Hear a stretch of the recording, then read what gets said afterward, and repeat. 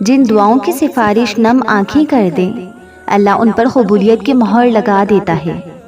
اللہ ہے نا، جب تم بے بیان خاموشی لے کر اللہ سے فریاد کرتے ہو، جب تم گہرے درد میں سوالی بن کر اللہ کے سامنے جاتے ہو، تو پھر وہ اپنی ساری رحمتیں لپیٹ کر تمہارا استقبال کرتا ہے۔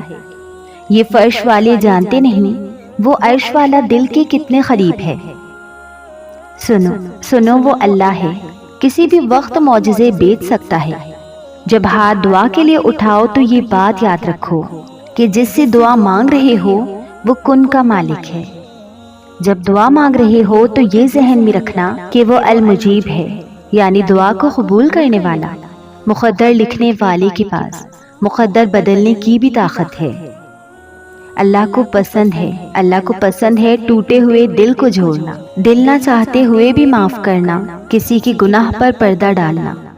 جب تم سوچتے ہو کہ وہ رب تم سے ناراض ہو گیا ہے، تب وہ تمہارے سب سے زیادہ نزدیک ہوتا ہے۔ وہ اپنی ناراضگی کا خیال ڈالتا ہے اپنے بندے کے دل میں۔ تم تھک مت جانا، جب اللہ کن کہتا ہے نا تو ناممکن بھی ممکن بن جاتا ہے اور دعائیں مقدر پر بھاری پڑ جاتی ہیں۔ اپنے رب سے مانگو، کیونکہ وہ نہ ذات دیکھتا ہے نہ اوقات۔ جلد ہی وہ دن بھی آئے گا جب اللہ تمہاری ساری دعاؤں کو حقیقت بنا کر تمہارے سامنے کھڑا کر دے گا، اور تم انہیں دیکھ کر کہو گی یا اللہ میں تو اسے بھول چکی تھی، لیکن اللہ فرمائے گا کہ میں نہیں بھولا تھا۔ رسول اللہ صلی اللہ علیہ وسلم نے فرمایا، مسلمان بندے سے قیامت کے دن سب سے پہلے جس چیز کا حساب لیا جائے گا وہ فرض نماز ہوگی۔ کبھی کبھار اللہ آپ کا دل توڑ دیتا ہے، سزا کے لیے نہیں بلکہ آپ کی رہنمائی کے طور پر۔ بعض اوقات ہم بری چیزوں سے محبت کرنے لگتے ہیں، اور یہ حقیقت ہے کہ ہم جس چیز یا انسان پر اللہ سے زیادہ بھروسہ کریں گے وہ ہمیں بے سکون کر دے گی۔ جتنا یقین پکا ہوگا اتنا ہی کن قریب ہوتا جائے گا۔ جس پہ اللہ راضی ہو جائے اسے دنیا کی کیا فکر۔ سنو دعا مانگنے کے بعد یہ نہ سوچا کرو کہ دعا کب اور کیسے قبول ہوگی، بلکہ اس یقین سے مانگا کرو کہ جس سے مانگ رہے ہو وہ کن فیکن کا مالک ہے۔ اس کے ایک کن کی بات ہے اور سارا منظر بدل جانا ہے۔ عشق کیا ہے؟ عشق تو وہ تھا کہ عاشق نے اذان نہ دی تو خالق نے صبح نہ کی۔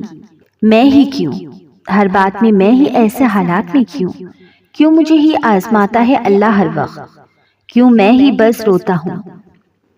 یہ بات ہم ہمیشہ سوچتے ہیں، اور اس کیوں کا جواب یہ ہے کہ اللہ آپ سے بہت محبت کرتا ہے۔ دنیا کو سچے ہونے کی دلیل مت دو، بس یہی سوچ رکھو کہ اللہ سب جانتا ہے۔ اس آزمائش کے بعد تمہاری آزمائشوں کو پورا ہونا ہے۔ اس دعا کے بعد تمہارے لیے قبولیت کی خوشخبری ہے، اور امیدوں کے پیالے کو اللہ کے سوا کون بھر سکتا ہے؟ اللہ نے چاہا تو وہ بھی حاصل ہوگا جو اب تک لا حاصل رہا۔ اللہ فرماتے ہیں، مجھے پکارو میں تمہاری دعائیں قبول کروں گا۔ مجھے پورا بھروسہ ہے کہ میرا رب سوچ سے بڑھ کر نوازے گا۔ اللہ کی رضا اور اس کی تقسیم پر راضی رہنا سیکھیں، کیونکہ کسی شخص کے دل میں ایمان اور حسد اکٹھے نہیں رہ سکتے۔ بات صرف خواہش کی ہے۔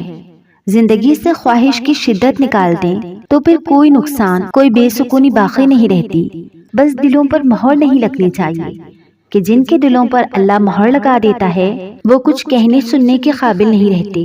تب ان کے دلوں کے لیے نہ کوئی پناہ بچتی ہے اور نہ ہی آسمانوں سے کوئی مدد اترتی ہے۔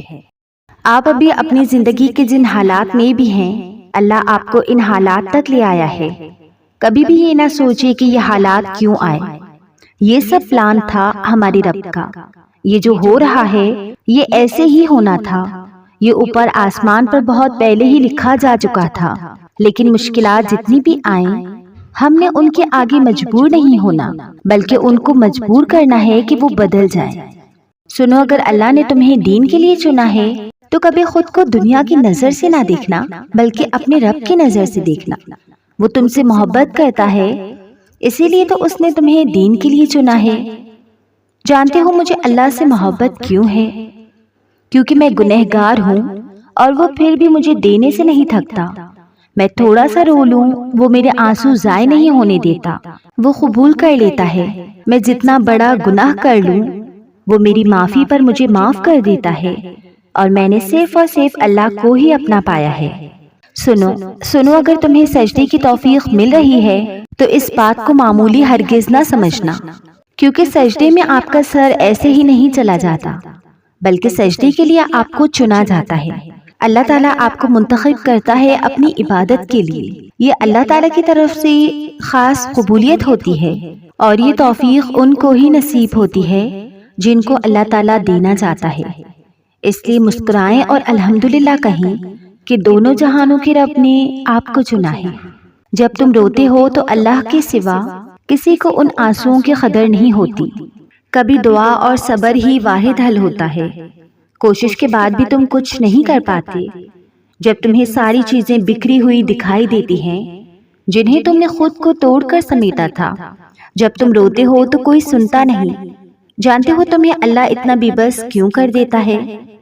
تاکہ یہ تلخ حقیقتیں تمہیں اس تک واپس لے آئیں، تاکہ تم اس سے پکارو تو وہ تمہاری پکار کا جواب دے سکے، تم اس سے مانگو تو وہ تمہارے لیے معجزے کر سکے، تمہیں بتا سکے کہ کچھ چیزیں دعا اور صبر سے ملتی ہیں۔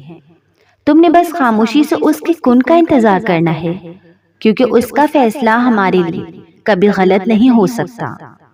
بس اس کے آگے رو کر اس سے ڈھیروں دعائیں کرنی ہیں، کیونکہ اس کے نزدیک ہم بہت قدر والے ہیں۔ اللہ پر یقین رکھیں۔ ہم لوگوں کو بعض اوقات ہماری زندگی میں صرف اندھیرا اور تکلیف ہی نظر آتی ہے، بے سکونی رہتی ہے، آنکھیں نم رہتی ہیں، مایوسی ختم ہی نہیں ہوتی۔ آپ تھک جاتے ہیں کہ بس اب کتنا صبر کریں۔ ایسے میں ایک بات ہمیشہ یاد رکھیں، آپ کا رب نہیں تھکا۔ آپ کچھ نہیں کر سکتے، لیکن آپ کا رب سب کچھ کر سکتا ہے، اور صرف وہی کر سکتا ہے۔ یہ جو اندھیرا ہے نا، آپ کا رب اس کو جلد ہی روشنی میں بدل دے گا۔ اس کے لیے تو کچھ بھی مشکل نہیں ہے، مشکل تو ہمیں لگتا ہے۔ وقت ہمیشہ ایک جیسا نہیں رہتا، یہ بدلتا رہتا ہے۔ آپ کے حالات بھی بدل جائیں گے، آپ کے آنے والے حالات آپ کے گزرے ہوئے حالات سے بہت بہتر ہوں گے۔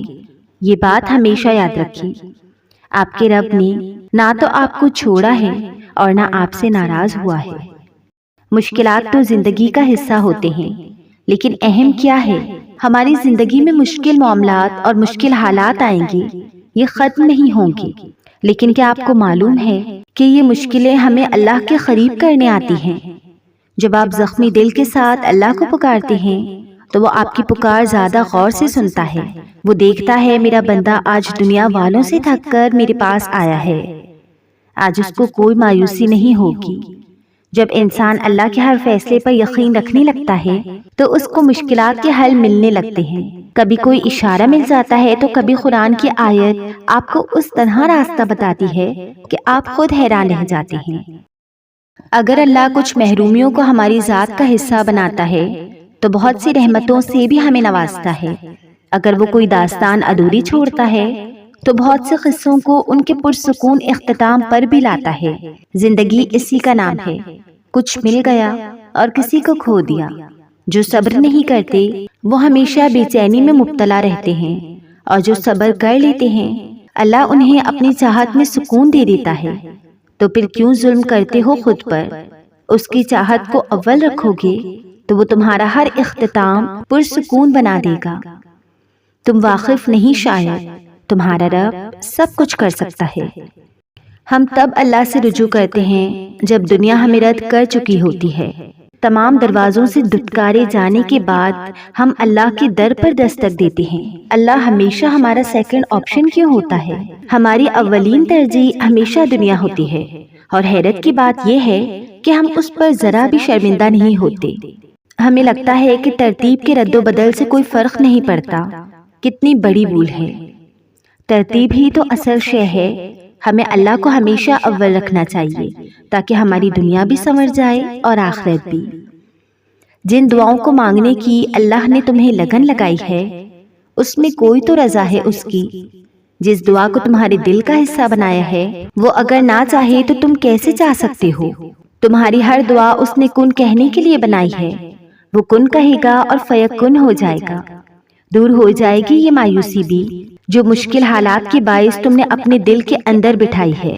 شکر الحمدللہ کہتے ہوئے نہ تھکو گی تم۔ یقین کرو اللہ نے تمہارے لیے ایسی شاندار منزل بنائی ہے کہ تم حیران رہ جاؤ گے۔ اللہ پر اندھا یقین ہونا چاہیے۔ اس کے ہر کام میں کوئی مصلحت ہوتی ہے، اس کے فیصلوں پر سر جھکا دینا چاہیے۔